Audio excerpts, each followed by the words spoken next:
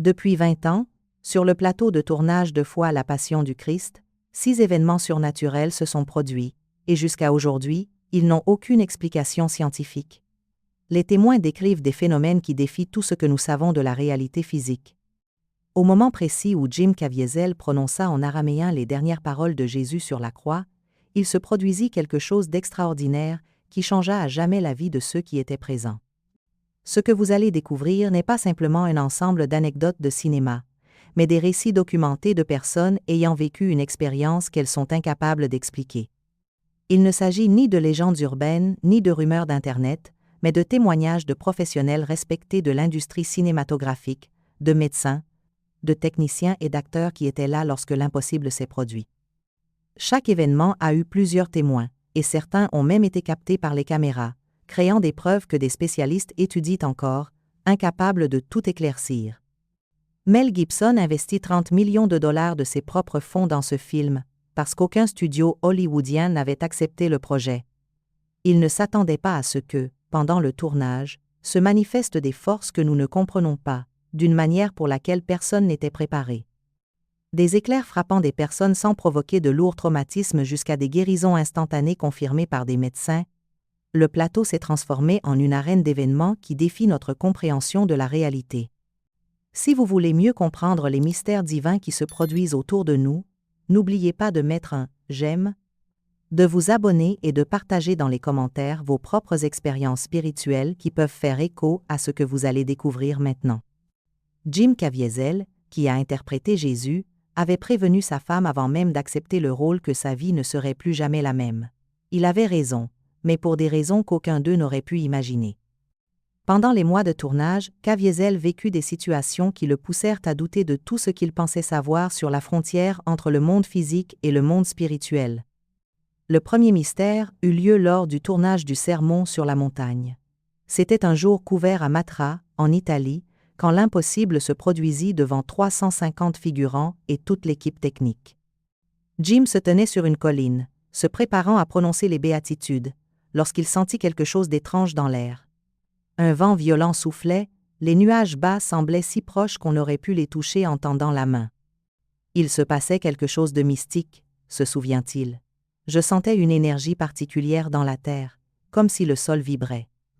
Et alors, il se produisit ce que les témoins décrivent comme inoubliable. Caviezel raconte qu'environ 4 secondes avant l'impact, il comprit que la foudre allait le frapper. J'ai ressenti comme une aspiration. Le son du vent a complètement disparu. Puis, boum, j'ai eu la sensation que mon âme était arrachée de mon corps. Ce que virent les 350 personnes présentes les plongea dans un choc absolu. Des flammes sortaient des côtés droit et gauche de la tête de Caviezel. Une lueur surnaturelle enveloppa tout son corps, créant un spectacle que beaucoup ont décrit comme saisissant. Les figurants tombèrent à terre, certains criant, d'autres observant la scène dans un silence rempli de crainte. Il avait l'air illuminé, comme un arbre de Noël, décrit un acteur. Le plus stupéfiant, c'est que malgré la puissance de la décharge, il se sentait plus vivant que jamais. Ce qui rend l'épisode encore plus énigmatique, c'est que John Michalini, l'assistant réalisateur, qui s'était approché quelques minutes plus tard pour vérifier si tout allait bien pour Caviezel, fut lui aussi frappé par la foudre. Cette fois, tous virent clairement le rayon descendre du ciel et frapper John directement. Au total, la foudre frappa des personnes 3 fois pendant le tournage.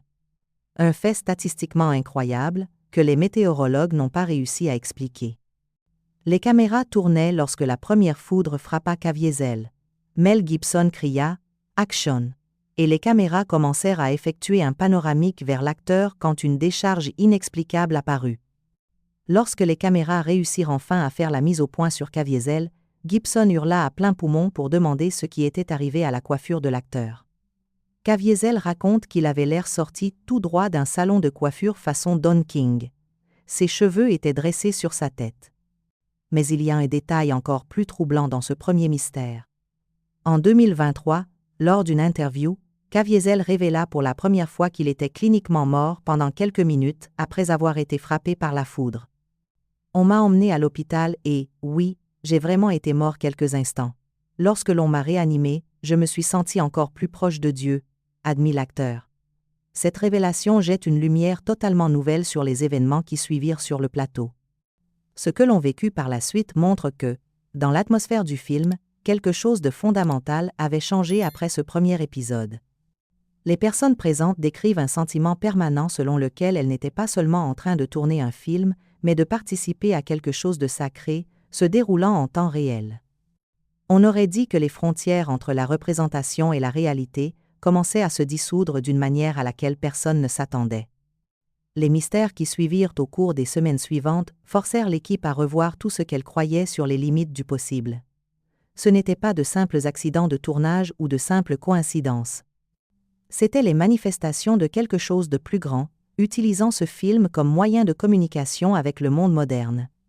Parfois, nous nous demandons ce qui existe au-delà de notre monde physique, et il arrive que des choses se produisent qui nous obligent à revoir tout ce que nous croyons à propos de la vie. Dans de telles situations, une meilleure compréhension peut faire la différence entre la confusion et la clarté.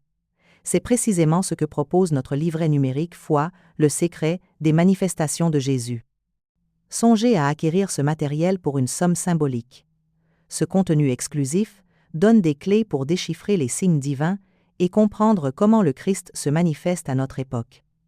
Votre soutien nous permet de poursuivre un travail de recherche indépendant.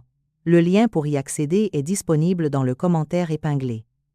Le deuxième mystère se produisit lors du tournage de la scène de la flagellation et laissa les médecins dans un complet désarroi. Il ne devait s'agir que d'une reconstitution contrôlée des tortures subies par Jésus, mais les choses échappèrent totalement au contrôle, au point qu'aucun spécialiste ne peut l'expliquer jusqu'à aujourd'hui. Jim Caviezel devait recevoir de faux coups, et il portait dans le dos un bouclier de protection dissimulé pour absorber les impacts réels.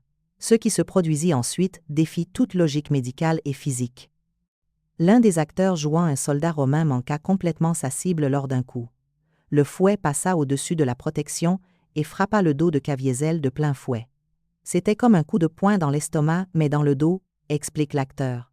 La douleur était si forte que je ne pouvais plus respirer. Elle était tellement intense que je n'arrivais pas à faire entrer l'air dans mes poumons.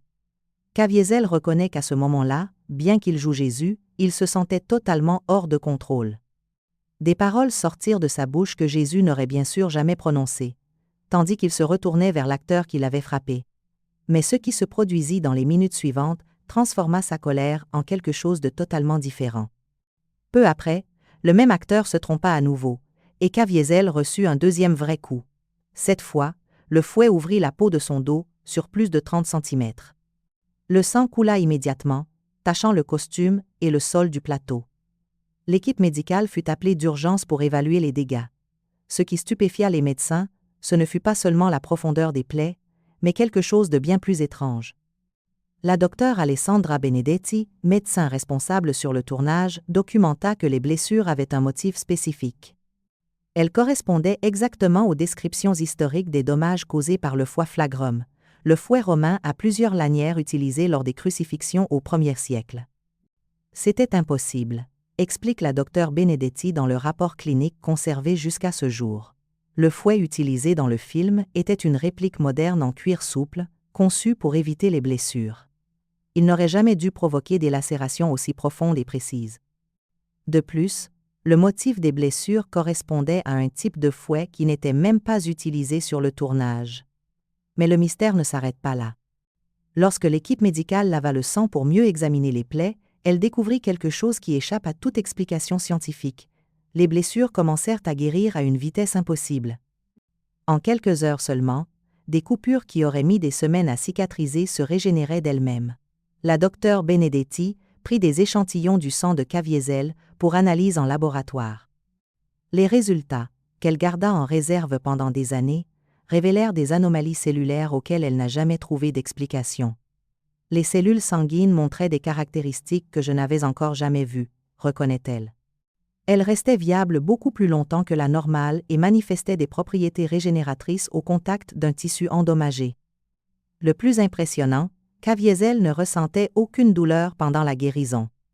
Au contraire, il décrivit une sensation de chaleur se répandant dans son dos, comme si quelque chose me guérissait de l'intérieur. Ce n'était pas simplement l'absence de douleur, explique l'acteur. C'était comme si une énergie de guérison agissait à travers la plaie. Quelques jours plus tard, lorsque la docteure Benedetti retira les bandages pour vérifier la progression, elle vit quelque chose qui la laissa sans voix. Les plaies s'étaient complètement refermées, sans laisser la moindre trace.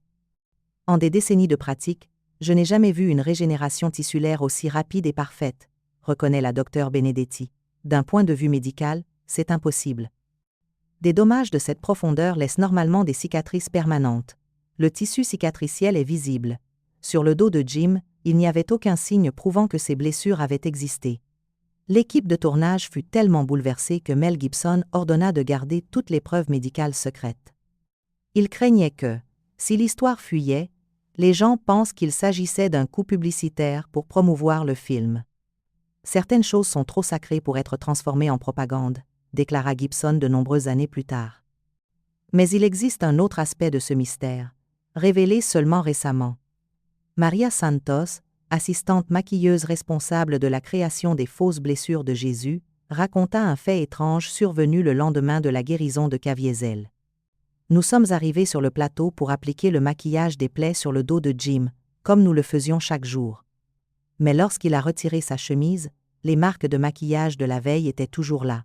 Pas de simples résidus, des marques parfaites, comme si on venait de les faire le matin même. Le problème, c'est que tout le maquillage avait été complètement retiré la veille au soir. Maria et son équipe utilisaient des produits nettoyants spéciaux pour que la peau soit parfaitement propre.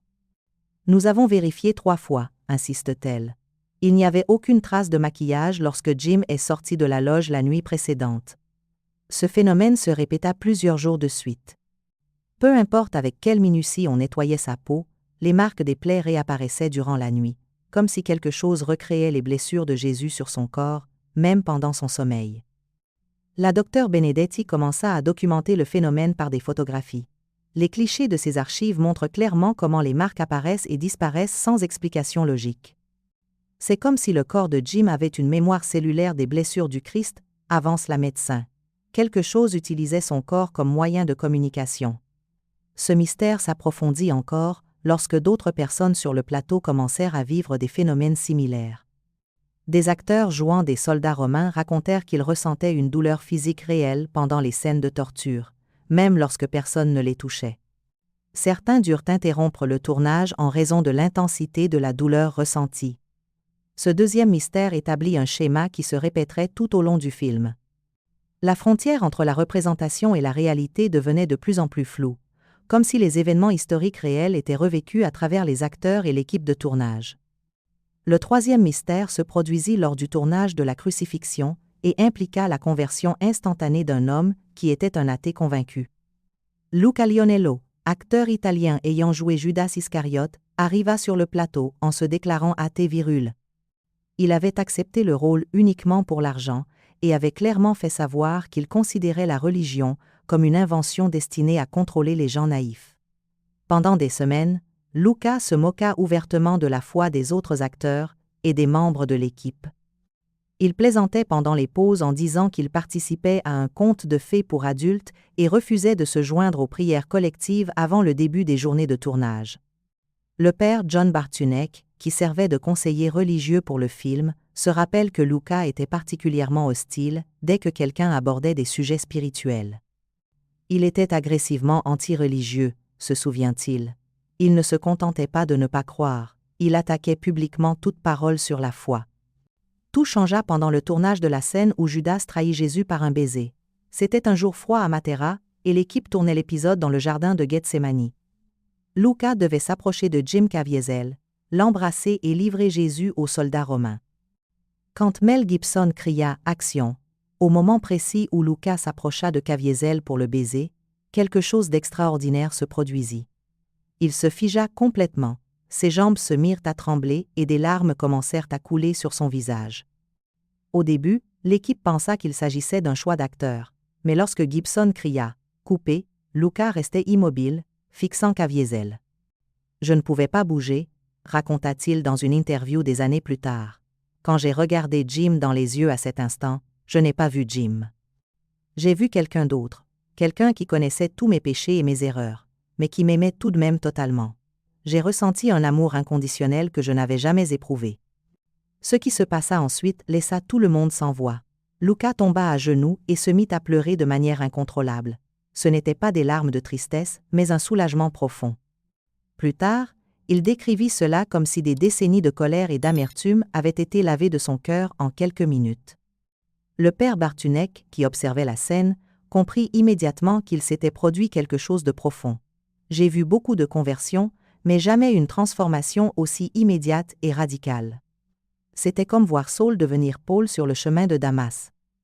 Quand il se calma, Luca alla voir le prêtre et dit d'une voix tremblante : « J'ai besoin de me confesser, maintenant. » Le prêtre se souvient qu'il fallut des heures pour que Luca déverse des décennies de rancœur, de blessures et de culpabilité accumulées. Il sortit entièrement transformé de cette expérience. L'homme qui entra au confessionnal n'était plus le même que celui qui, quelques heures plus tôt, se moquait de la foi. C'était comme si un nouvel homme était né. La transformation de Luca ne fut pas seulement émotionnelle. Ses collègues remarquèrent immédiatement des changements physiques. Sa posture, le timbre de sa voix et même ses expressions du visage étaient différents. On aurait dit que des années d'amertume s'étaient effacées de son visage, nota la chef maquilleuse Marina Arcangeli. Au cours des semaines suivantes, Luca devint l'un des plus fervents sur le plateau. Il participa à toutes les prières collectives, jeûna les jours fixés et commença à étudier intensément l'écriture. À la fin du film, il fit baptiser ses enfants et régularisa son mariage dans l'Église catholique. Le quatrième mystère fut étroitement lié à la conversion de Luca. La même semaine, un membre de la sécurité musulmane, nommé Hassan al-Rachid, vécut lui aussi une profonde transformation. Hassan avait été engagé comme agent de sécurité locale et, de plus, jouait l'un des gardes romains qui torturent Jésus. Il pratiquait l'islam avec assiduité et, au départ, se sentait mal à l'aise de participer à un film chrétien. Il avait accepté ce travail pour des raisons économiques et prévoyait de rester strictement professionnel. Les premières semaines, il évitait toute discussion religieuse et s'éloignait chaque fois que se faisait entendre une prière chrétienne sur le plateau. Tout changea pendant l'une des scènes de flagellation. Hassan jouait un des soldats qui fouettent Jésus lorsqu'il comprit soudain qu'il ne pouvait plus continuer. « Ma main ne parvenait tout simplement plus à tenir le fouet », se souvient-il. C'était comme si une force invisible m'empêchait de bouger. Caviezel, qui recevait les coups simulés, remarqua que Hassan s'était arrêté. En se retournant, il le vit trembler et pleurer. « Pardonne-moi, » murmura Hassan en arabe. « Je ne peux pas faire cela. » Ce qu'Hassan vécut, il le décrit comme une vision. « J'ai vu Jésus, non pas comme Jim jouant un rôle, mais tel qu'il était réellement il y a 2000 ans. J'ai vu des yeux pleins de compassion, même pendant qu'on le torturait. J'ai compris qu'il mourait aussi pour mes péchés. » Hassan quitta le plateau et se rendit dans sa tente pour prier. Pendant plusieurs jours, il lutta intérieurement avec ce qu'il avait vécu, relisant le Coran et demandant la direction de Dieu. Finalement, il se tourna vers le père Bartunek pour en savoir plus sur Jésus-Christ. Il posait des questions très profondes sur la nature du Christ, se souvient le prêtre. Il avait réellement rencontré le divin et voulait comprendre ce que cela signifiait pour sa foi et sa vie. Bien qu'il ne se soit pas converti immédiatement, sa compréhension de Jésus changea complètement.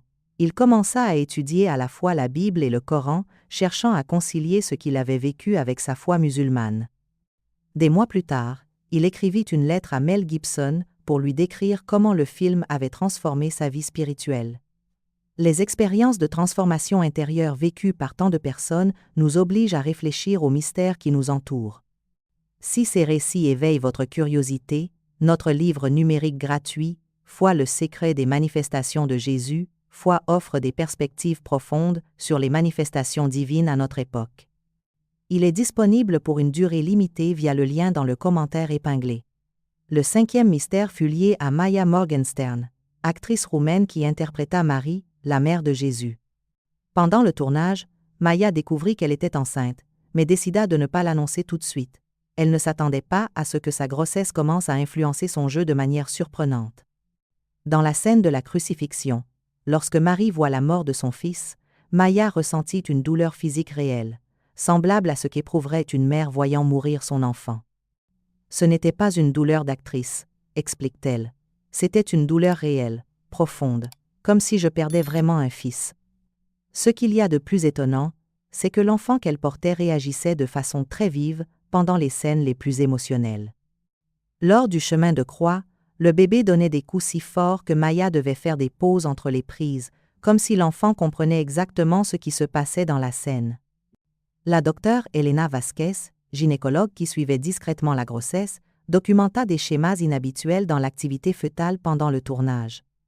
Le bébé manifestait un niveau d'activité directement proportionnel à l'intensité émotionnelle des scènes, explique-t-elle. On aurait dit qu'il réagissait non seulement aux émotions de sa mère, mais aussi au contenu spirituel lui-même. Quand Maya annonça enfin sa grossesse à Jim Caviezel, elle lui dit avec son accent roumain « Tengo bébé en el estomago ». Jim comprit et fut touché par ce symbole, comme si la vie et la mort dansaient ensemble sur le plateau. Alors que nous représentions la mort du Christ, une nouvelle vie grandissait dans le sein de Marie, confie-t-il. Le 6e mystère se produisit lors du tournage de la résurrection et s'accompagna d'un phénomène qui laissa l'équipe technique sans explication. C'était la dernière semaine de tournage, et Mel Gibson avait prévu une scène symbolique du tombeau vide pour la fin du film. L'équipe prépara le lieu dans une grotte naturelle près de Matera, également utilisée comme tombeau au 1er siècle. Au petit matin, lorsque les caméras commencèrent à tourner, il se produisit quelque chose de totalement inattendu.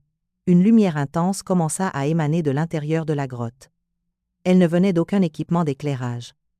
Le directeur de la photographie, Caleb Deschanel, vérifia immédiatement tous les projecteurs et générateurs, mais constata qu'aucun ne fonctionnait. La lumière avait une qualité différente de tout éclairage artificiel que je connaissais, se souvient-il. Elle était dorée, mais avec des reflets argentés qui dansaient comme un liquide. Son intensité était telle que nous n'aurions pas pu la reproduire avec notre matériel sans éblouir tout le monde. Pourtant, cette lumière ne faisait pas mal aux yeux.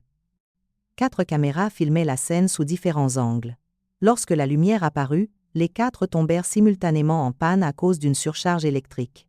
Leurs systèmes internes brûlèrent. Et pourtant, tous ceux qui étaient présents voyaient parfaitement la lumière à l'œil nu. Plusieurs personnes parlèrent d'une cécité temporaire de quelques minutes après avoir regardé la lumière directement. L'opérateur Marcus Chen décrivit « Quand j'ai regardé directement la lumière, j'ai perdu la vue pendant un moment, mais durant ces minutes, j'ai eu des visions plus claires que tout ce que j'avais vu auparavant. Je voyais des paysages inconnus et des personnes qui semblaient pourtant proches de moi. » L'ingénieur du son enregistra quelque chose d'encore plus troublant. Tout l'équipement capta une fréquence sonore d'une pureté qui ne devrait pas exister. Lors de l'analyse, elle révéla des schémas harmoniques correspondant exactement au chant sacré le plus ancien connu, en particulier au chant grégorien de la fin de l'Antiquité. On aurait dit que la grotte chantait, explique l'ingénieur du son Paolo Mercuri. La fréquence ne venait d'aucune source extérieure, elle semblait émaner des parois calcaires elles-mêmes. Nous avons identifié des harmoniques qui, théoriquement, ne peuvent pas être générées naturellement. Le plus impressionnant fut l'effet de la lumière sur les personnes. Tous décrivirent un sentiment de paix profonde qui dura des semaines. Certains parlèrent même d'une guérison émotionnelle instantanée de traumatisme qu'ils portaient depuis des années. Sarah Thompson, assistante de production, qui avait perdu un enfant quelques mois auparavant, déclara qu'au moment où la lumière se trouvait dans la grotte, elle sentit la présence de son fils. « J'ai senti sa main dans la mienne et entendu sa voix me dire qu'il allait bien et que je n'avais plus besoin de porter cette culpabilité. » Le docteur Antonio Ricci, médecin de l'équipe, documenta des changements physiques mesurables chez plusieurs personnes présentes. Normalisation de la tension artérielle, stabilisation de la fréquence cardiaque et, dans 2 cas, disparition complète de douleurs chroniques.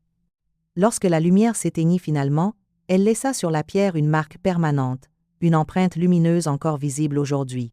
Des géologues furent invités à étudier cette trace.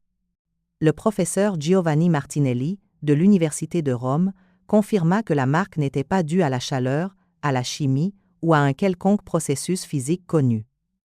La structure moléculaire de la pierre a été modifiée d'une manière que nous ne pouvons pas expliquer, reconnut-il, comme si la lumière avait laissé une signature permanente dans la matière. Les 6 mystères de foi, la passion du Christ foi ne furent pas des épisodes isolés, mais les éléments d'un motif plus vaste, qui continue d'influencer des vies dans le monde entier.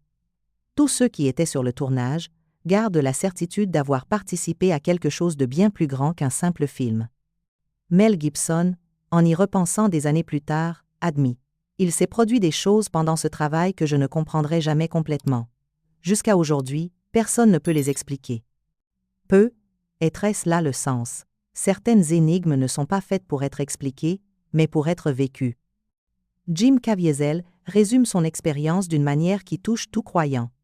Jouer Jésus n'a pas été simplement un travail. Ce fut une rencontre personnelle avec le divin. Chaque plaie, chaque douleur, chaque miracle que j'ai vu m'ont rapproché de la compréhension de qui il est vraiment. Les mystères continuent. Des années plus tard, des gens du monde entier racontent des expériences surnaturelles liées au film.